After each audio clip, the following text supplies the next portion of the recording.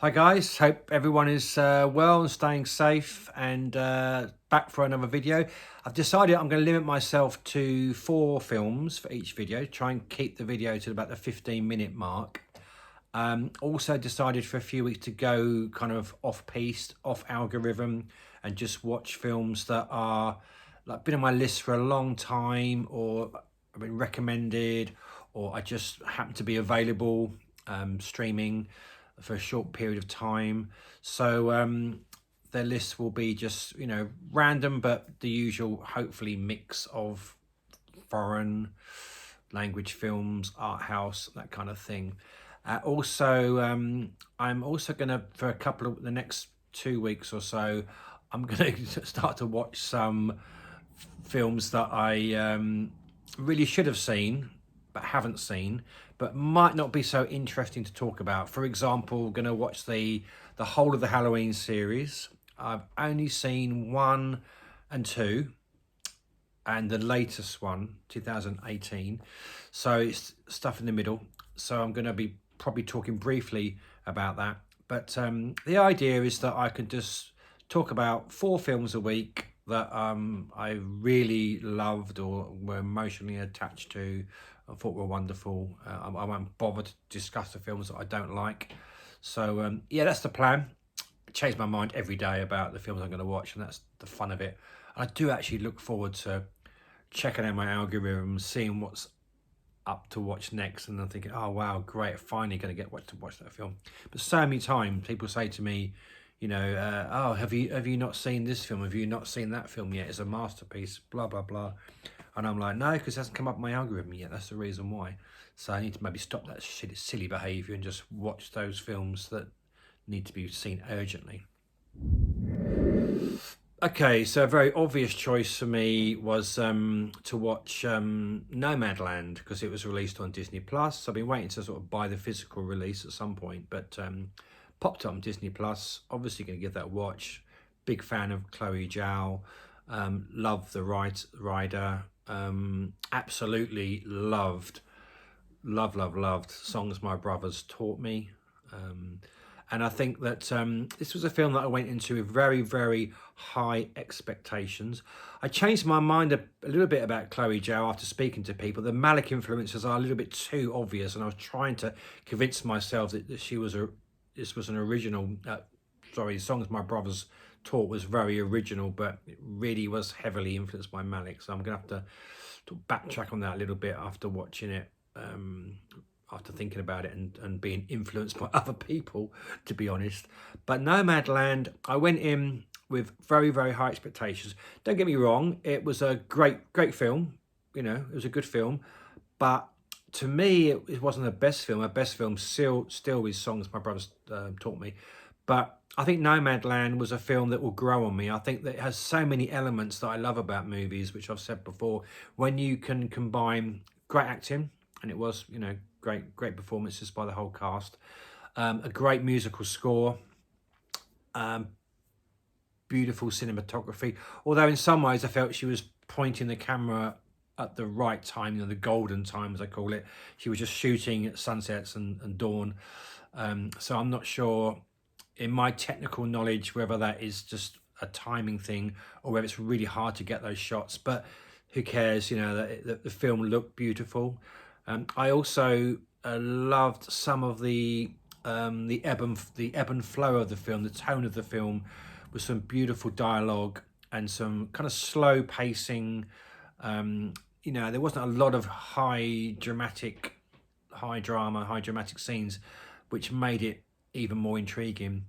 But yeah, I mean, it's just a real solid art house kind of popular film, if that exists. So I think it would appeal to the art house crowd and also to people who just love good films. Did it deserve to win the Oscar? I would say no, but then I haven't seen all the other films. I just had that feeling that not really a best picture Oscar in my opinion, but we'll see. But it's definitely one that I would pick up, in a nice premium release or a normal physical media release. So I will watch it again. But yeah, Nomadland, I would say 3 stars, 3.5 stars. So yeah, that's my take on it anyway. But yeah, I did like the film for sure. Okay, continuing my another film odyssey, director film odyssey, Jacques Audiard. I pronounced that incorrectly, probably. Yeah, Audiard, director of A Prophet and Rust and Bone, to name but two. Dpan, got the Blu-ray of Dpan, and I decided to watch this, 2015, and I can understand why some people think this is his weakest film. It's quite a frustrating film, but I loved it. I loved it. I liked the fact that it was frustrating. I liked the fact that you expected it to be a kind of a thriller. It starts off with a really thrilling opening sequence, and I won't, I don't go into any plot details, as you know, on this channel, but the story moves from Sri Lanka to France, and it's a slow burn. It has got a very thrilling climax. I'll give that away. But the middle section is all about character. There are elements of suspense in the film, but it's Jacques Audiard. He somehow has his own way of telling stories. He does use music and cinematography and camera work and all of that in a very special way, which I love and identify with. It's the music does have all the hallmarks of a typical Audiard film, but it does feel very different from all of his other films that I've seen. I've only seen a couple, to be fair, but I'm on this. He's not made that many. But it just keeps you engaged. You really identify with the characters really well. All three of them: the mum, the dad, and the daughter.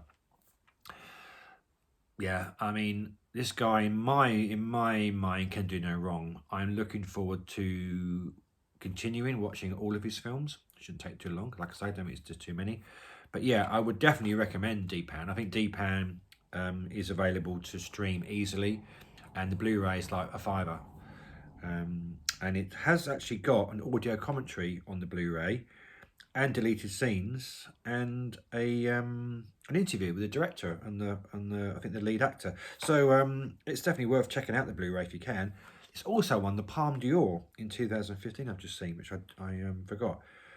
But yeah, I'm continuing with this director. Love him also. Okay, so I was looking for a rom-com to watch with my wife, and I found a film starring Ryan Gosling and Emily Mortimer from 2007 called Lars and the Real Girl, and I knew nothing about it. And my wife enjoyed it, but it's not really a rom-com. It's billed as a comedy, but it's not really a comedy. It's about a very shy, I would guess, autistic guy who cannot handle any relationships at all. He lives in a garage on his own, with his brother and his wife in the main house. So he's very isolated. He works. He has a normal life, so to speak. Very difficult to find a girlfriend. So what he does is he decides to kind of buy a girlfriend. He buys like an air doll, I guess you'd call it. But the air doll becomes a real person in his mind, and he's not buying the air doll for the reason that you think he's buying the air doll for. He's buying it to have a relationship with the air doll, and that relationship affects the whole of his family, obviously. And what's really weird and strange, but actually quite beautiful, is in the film the whole community embraces this relationship, in order to help him. His church, his workplace, his friends, his family, they all embrace it. They all go along with it, his doctors, in order to help him. And it was just a really gorgeous depiction of the kindness of strangers, or the kindness of community. But we I'm giving away too much here, but this is a film about grief, loneliness, mental illness, many other themes. But Ryan Gosling is fantastic in this film, and Ryan Gosling does not normally play this part, as you know.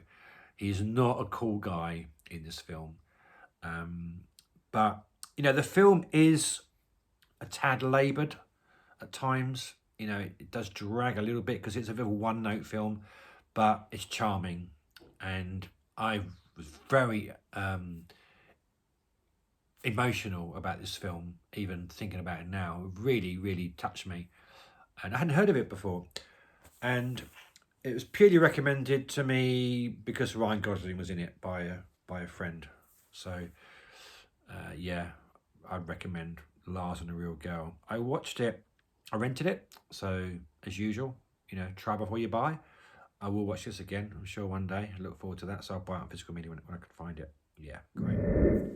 Okay, so as I was saying earlier, I think I was saying earlier, my algorithm is a little bit out the window at the moment, so I'm going freestyle, free form.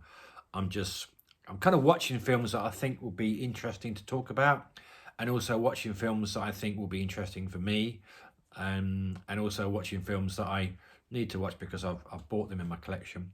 And this one I watched because I was doing a stream with Hurston Dion on action movies, and I just wanted to sort of watch an action film, not to put it on stream, but just to sort of see if I'd missed any over the years. And this film come up called Sleepless Night, a French film from 2011. I just see it was directed by a guy I'd never heard of, who hadn't done many films at all, Frederic Jardin. The film was remade in 2018 with Jamie Foxx, actually. But this was a real surprising little gem. The whole film is pretty much filmed within the restricted location of a nightclub and its adjoining restaurant and kitchen. And a lot of the movie is chasing this guy around this nightclub, into the kitchen, into the restaurant. The fight scenes are brutal, but very exhilarating. And this film is full of suspense. It's really frantic and fast paced. It's basically a movie with a very simple story that you've heard time and time before. A bent cop and his partner steal some drugs from a drug lord, to make some extra money. The drug lord then kidnap the protagonist's son, and into taken territory now, where the protagonist has to then go and get his son. But his son is held in a room at the back of a nightclub, and he's just trying to get to his son. It's got this incredible scene where they're chasing the main character through a throng of dance throng, and the main guy is starting to weave his way through to try and escape, and he's dancing as he goes along with the crowd. It's hilarious. It's just got lots of great set pieces. I'd never heard of it. I don't think, when I mentioned it, I did mention it on the stream and no one had really heard of it. I'm going to get hold of it to watch it again pretty soon, because I just rented it. I just fancied to watch it. Yeah, I would really recommend you check out Sleepless Night. I'd be interested if anyone's seen it or even heard of it. The remake, I think it was like 2.3 on Letterboxd, so I'm not going to bother with that. This had a rating, much higher rating. Lots of showy, flashy camera work as well, I forgot to mention. Very similar, it reminded me of Requiem for a Dream, Aronofsky's Requiem for a Dream. So that was really exciting as well. Lots of close-ups, lots of unusual angles, cameras at the feet. Yeah, really good flick. Okay, so that's my pick of the four short films this week. Like I said earlier, next week we're going to hear about the Halloween franchise for a short time, and I'm going to be checking out Oshima, based on my good friend Dion's recent video. Yeah, so just thanks for watching, and I'll see you again next time. Cheers.